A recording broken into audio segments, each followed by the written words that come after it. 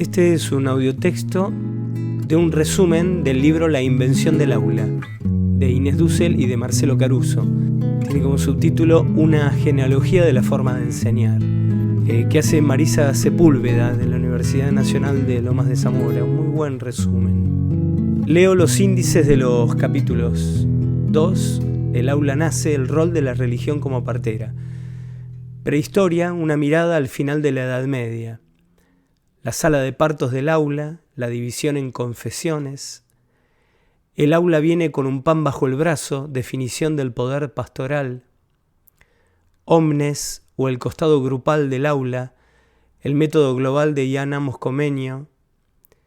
Singulotim, o el costado individualizante del aula, el método de los jesuitas. El triunfo del aspecto grupal en el aula, el método global a la conquista de la escuela elemental. Exordio, la pedagogía y sus metáforas. Y hasta ahí el capítulo 2, de El aula nace, el rol de la religión como partera. Comenzamos entonces con el capítulo 2, El aula nace, el rol de la religión como partera. Este capítulo muestra cómo el aula de la escuela elemental fue inventada al calor de procesos sociales, políticos y culturales amplios. Prehistoria, una mirada al final de la Edad Media. Entre las instituciones existentes en la Edad Media, las universidades desempeñaban un rol central. Estas instituciones educativas atendían a un público minoritario, aunque diverso. Las universidades eran inicialmente ambulantes y funcionaban de prestado en instituciones eclesiásticas o en casas particulares. Desde el siglo XV se impulsó la moralización de la vida estudiantil, en especies de internados. Se trataba de sacar a los estudiantes de su espacio de libertad, la calle, obligarlos a una especie de conducción de sus vidas que los protegiera de las tentaciones del mundo exterior. El gobierno de los niños se ajustó cada vez más a un modelo de encierro en instituciones que pretendían la formación completa en todos los aspectos del niño o del adolescente. Por supuesto, este modelo no se generalizó totalmente, ya que estas instituciones eran caras, pero se empezó a pensar al internado como el ámbito ideal del aprendizaje. La sala de partos del aula, la división en confesiones. Analizar el surgimiento del aula y la pedagogía como fenómenos específicos implica mirar una nueva cosmovisión, la modernidad. Los autores señalan que los siglos XV y XVI marcan la consolidación de una nueva era social caracterizada por una creciente urbanización, una reestructuración territorial de los estados, una concentración del poder en aparatos centralizados como las monarquías y la aparición de nuevas formas de saber llamadas científicas. Estos fenómenos coinciden a la par con el descubrimiento de América en 1492 y de la división del cristianismo europeo occidental en varias confesiones y son catalizados por estos. Hay que señalar que el ámbito de la Iglesia es el que preservaba el saber letrado.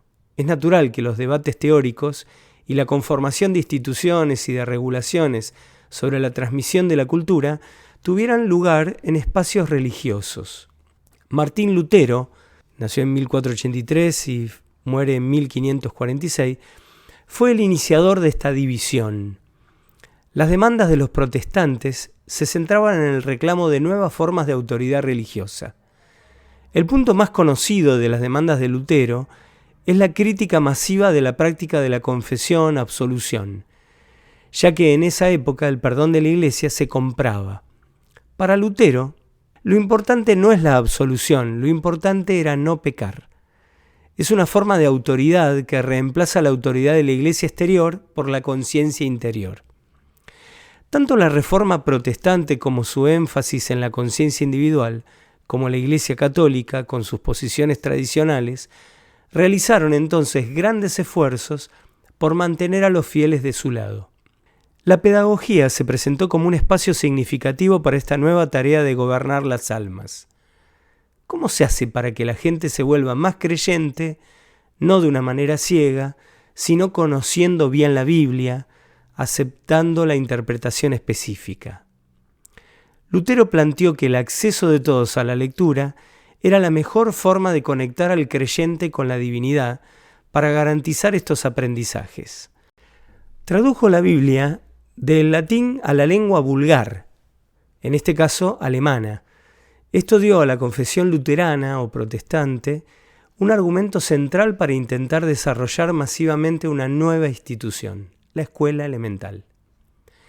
El protestantismo en general dio un gran impulso a la escolarización y en particular a la pedagogía. Preocupado con la conformación de una nueva institución y un nuevo sujeto, se centró en las formas de propagar su prédica a amplias masas de población. La Confesión Católica reaccionó a este desafío y en 1534 se fundó una nueva orden dentro de la Iglesia Católica que fue denominada Compañía de Jesús.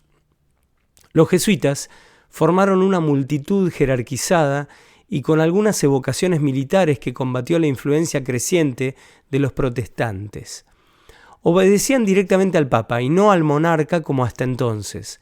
Fundaron numerosos colegios y universidades, y si bien los jesuitas intentaban recuperar el terreno perdido, se dieron cuenta que no alcanzaba con predicar, confesar, sino que el verdadero instrumento de dominación de las almas era la educación de los jóvenes. El proceso de escolarización, dada su longitud, su perseverancia y constancia, aparecía como la forma masiva ideal para hacerlo. El aula viene con un pan bajo el brazo, definición del poder pastoral, un nuevo título. Hacia fines de la Edad Media comienza a delinearse el espacio del aula. Las tradiciones religiosas proporcionaban un modelo que inspiró a muchos pedagogos sobre cómo debía organizarse un aula. El pastorado, estos pedagogos veían a los conjuntos de alumnos como un rebaño. Obligación moral del pastor con su rebaño y de éste con respecto a su pastor. La obediencia se transforma en un fin en sí mismo, aceptada e interior. La conciencia era el objetivo a formar si se quería producir una nueva obediencia. Creemos que poner en evidencia estas relaciones y homologías entre las prácticas áulicas y el poder pastoral puede alertarnos sobre los efectos que tienen estas técnicas de enseñanza, y este uso del poder, la enseñanza y el aprendizaje siempre involucran relaciones de poder y por lo tanto nunca son neutrales. El gran programa de moralización fue formulado y puesto en marcha e influyó en la conformación del Estado y del individuo moderno. El método global de Jean Comenius, 1592 a 1670, Comenius. Reformador religioso que se comprometió con la causa de la autonomía. Fue un sacerdote por la universalización del mensaje divino, por la lectura de la Biblia y por la moralización de amplias masas. Su obra más importante en el campo de la pedagogía es la Didáctica Magna, que la escribe en 1613, obra que funda la didáctica escolar moderna y sienta las bases sobre las que se estructuró el aula moderna. La tesis central de Comenius se apoyaba en la naturaleza. No debemos buscar en otra parte, sino es en la naturaleza y en la enseñanza de la misma. Los docentes deben empezar por ser dóciles y atentos a sus alumnos, basarse en su gusto y voluntad y educar su entendimiento y memoria. Estas son las raíces de la enseñanza-aprendizaje. Comenius presenta las cosas en su orden divino. Creía que a través de la imitación de la naturaleza se podría llegar a implementar las leyes de la creación divina y alcanzar su perfección. Se oponía a las enseñanzas que iban contra la voluntad de los niños y a quienes usaban el castigo como método educativo. También propuso que las aulas, en vez de ser salones oscuros e indiferenciados, fueran salas agradables llenas de luz, limpieza y pinturas educativas en las paredes. La novedad del método residió ante todo, más que en su carácter sistemático y en su fundamento, en la naturaleza, en su globalidad y frontalidad. El docente, como figura centralizada o encarnación de la autoridad, frente a los alumnos que lo escuchan y obedecen. Aula que hoy llamaríamos tradicional.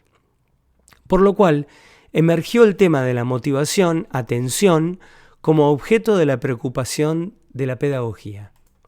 Comenio introdujo el método global o frontal, introduciendo una metáfora naturalista que contenía esta idea de un uno opuesto a una variedad empírica. El sol, que no se ocupa solamente con objetos singulares, animales, árboles, sino que ilumina, calienta, da vida a toda la tierra. Con esta metáfora naturalista se presentaba el método global. El maestro Sol ordenará a una variedad de alumnos frente a él. Si bien ante la masividad del aula de su tiempo, Comenio empleaba como ayudantes alumnos avanzados o más hábiles, llamados decuriones, tomando el ejemplo de la pedagogía jesuítica, las funciones centrales como la responsabilidad de garantizar la atención de los alumnos eran competencia del maestro. El método global o frontal toma muchos elementos de la prédica. En el protestantismo, movimiento al que pertenecía Comenio, la prédica era el eje central de la misa. El método de los jesuitas. La pedagogía jesuítica está corporizada en el reglamento de estudios válido para todas las escuelas de la orden jesuítica en el mundo, la llamada Ratio Studiorum. Fue elaborada a lo largo de varias décadas y la primera versión definitiva fue sancionada en 1599. Adquirió carácter de texto pedagógico fundador dentro de la orden. Los jesuitas hicieron gran hincapié en las relaciones entre la enseñanza, el gobierno y la prédica. Ellos abrían a sus hermanos la posibilidad de una carrera escolar. Esta era para aquellos que podían predicar y gobernar. Ellos fueron probablemente la primera orden que se dedicó a formar un cuerpo letrado que ocupó posiciones no solo enseñando a otras generaciones, como parte de la orden, sino dentro de la creciente burocracia del Estado. Dentro de la estrategia del poder pastoral, la pedagogía jesuítica puso de relieve la cuestión de la atención individual. Se esforzaron por idear un método que conservara tanto la individualización como la educación masiva. Para ello crearon la figura del decurión. Alumnos más avanzados fueron una creación de la pedagogía jesuítica que determinaba gran parte de la vida cotidiana del aula. Era capaz de controlar a otros individualmente en su proceso de aprendizaje. Se los llamaba ayudantes del docente y a su vez la presencia de éste aseguraba que la autoridad fuera una individualización cercana. A estos también se los ponía a prueba de manera individual. El aula jesuita era un aula de individuos. La unidad a la que se dirige el docente es a un alumno. Se trabaja contenidos memorísticos. La salvación del alumno implica aprender un texto completo, que debe ser memorizado. La particularidad del método es que el alumno responde y obedece al mismo tiempo. En el caso de los jesuitas, se observa que la individualización de la educación es una individualización del momento de la obediencia. Garantiza que cada persona obedeciera y trabajara sobre su conciencia, cumpliendo con las consignas dadas. Sin duda, el método jesuita estaba pensado para alumnos que ya ingresaban con diferentes preparaciones y en consecuencia el docente podía elegir a sus colaboradores, a los decuriones, entre los más avanzados. En la naciente escuela elemental de masas, las demandas serán otras. El método global a la conquista de la escuela elemental. A fines del siglo XVII apareció dentro del mundo católico otra iniciativa, esta sí orientada a la educación elemental y de gran éxito, la fundación de escuelas para pobres por parte del cura Juan Bautista Lasalle. Lasalle nació en 1651 y muere en 1719. Organizó una comunidad llamada Hermanos de las Escuelas Cristianas. Se encargó de abrir escuelas y casas para niños pobres.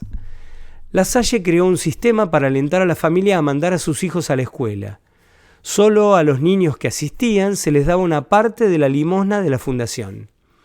Pero grandes capas de población del sector rural se opusieron a la escolarización de sus hijos, ya que estos constituían aportes importantes al trabajo familiar y el arancel escolar no favorecía la tendencia a la escolarización.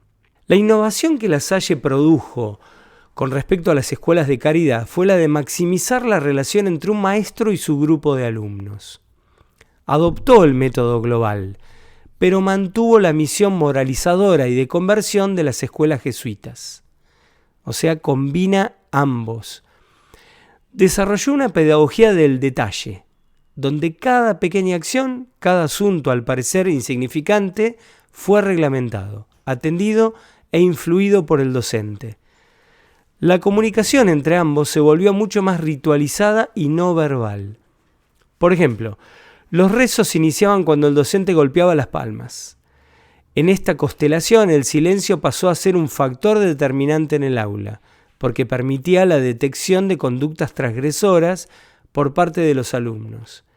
Y por otro, porque daba el monopolio del control sobre quién habla al maestro y sobre qué asunto.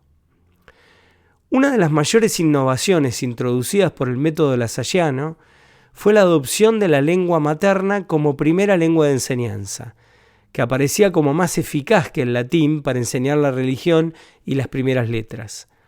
A partir de este momento, la mayor parte de las experiencias escolares elementales se realizaron en las lenguas maternas, y el latín pasó a ser un contenido de la educación superior. La Salle adoptó varias de las formas disciplinarias individualizadoras de los jesuitas, una vigilancia constante sobre el cuerpo infantil. Su mérito fue percibir que el pastorado necesitaba el momento colectivo tanto como el individual. A diferencia de Comenio, que descuidaba el aspecto de control individual por parte del maestro y lo delegaban los decuriones, La Salle adoptó tácticas del gobierno del aula jesuita. La más visible es la ubicación espacial de los alumnos o locación, principio que determinaba en qué lugar debían sentarse los niños de acuerdo a su mérito, notas y progresos, originando la competencia, categorías que determinaban a los alumnos, un lugar para cada uno, una persona por lugar, permanencia de la distribución. Esto proporcionó un mejor control de la situación de clase. La ventaja de la propuesta de La Salle era que, produciendo un pastorado equilibrado entre el método global y la individualización, atendía a las diversas demandas que planteaba una sociedad con escasa movilidad social, con estratos definidos y no cambiantes, donde importaba la obediencia como grupo o estrato, el refuerzo de la moralización y la disciplina masiva, castigo del alma, hacer sentir al niño la falta que cometió con humillación, con frialdad, con indiferencia, buena o mala conciencia. Esta disciplina se aplicaba a alumnos y docentes. Se instituye así una cadena de vigilancia en la que sus eslabones permanecen unidos en virtud del control que ejercen unos sobre otros. Se instala así en las instituciones educacionales relaciones de poder sustentadas en la capacidad de mirar y juzgar. El aula se encuentra penetrada por disciplinas. Michel Foucault, con este nombre, conceptualiza técnicas que se aplican al cuerpo para domesticarlo y a través de él lograr efectos en las almas. El pastorado como principio de conducción se integra cada vez más a la vida de las masas a través de una nueva forma institucional, la escuela elemental. La Salle produjo una síntesis en la cual la obediencia grupal y la individual se combinaban, no haciendo una mezcla de métodos, sino dándole la primacía al método global y por lo tanto al grupo como interlocutor. La Salle optó por una forma de conducción que aceptaba que la obediencia grupal era lo decisivo. En ella, una desobediencia individual no producía una catástrofe, podía ser corregida, pero una desobediencia grupal se consideraba grave. La pedagogía y sus metáforas. Lo hemos visto en Comenio. El docente tiene que actuar como la naturaleza. Su acción de enseñar a todos los alumnos al mismo tiempo se parece a la actividad del sol, que calienta a todos los objetos a la vez. El docente, como el arquitecto, que comienza por los cimientos, se ve a los alumnos como un rebaño o como un ejército. Entonces, estas comparaciones no son inocentes ni neutrales, evocan otros significados. Implica resaltar relaciones y conexiones que pueden no ser evidentes para los otros y que queremos que lo sean. Estas denominaciones han sido llamadas metáforas, que es la sustitución de un término por otro, y cada una de ellas construye diversos puntos de vista, arma recorridos distintos. Las metáforas nos hablan de la imaginación de las culturas. No solo no son inocentes, nos dan pista para comprender a dónde quieren ir, sino que pueden analizarse como estrategias. Cuando analizamos la metáfora de Comenio, sabemos que probablemente de manera inconsciente y permeada por su cultura, nos dice más sobre su estrategia en relación con el aula que con respecto al aula misma como objeto real. Esto da cuenta de una perspectiva importante para analizar la escuela, el aula y la pedagogía. Las metáforas pueblan nuestro lenguaje cotidiano y también el lenguaje especializado. El uso de ciertas metáforas crea relaciones de similitud con algunos fenómenos. Usamos metáforas que a veces no somos conscientes. Queremos enfatizar que las metáforas tienen consecuencias, definen el universo de cualidades y acciones posibles, tanto como el caso del maestro Sol. Participan centralmente de la construcción de nuestra subjetividad. Por ejemplo, dándonos formas de nombrar a nuestra actividad que determinan cómo vamos a procesar nuestras experiencias en el aula. Ejemplo de metáforas: escuela como empresa, como una familia, como agente del progreso, como templo del saber. Si un tipo de metáfora se vuelve más importante en una cultura, nos habla de lo que está pasando en ella.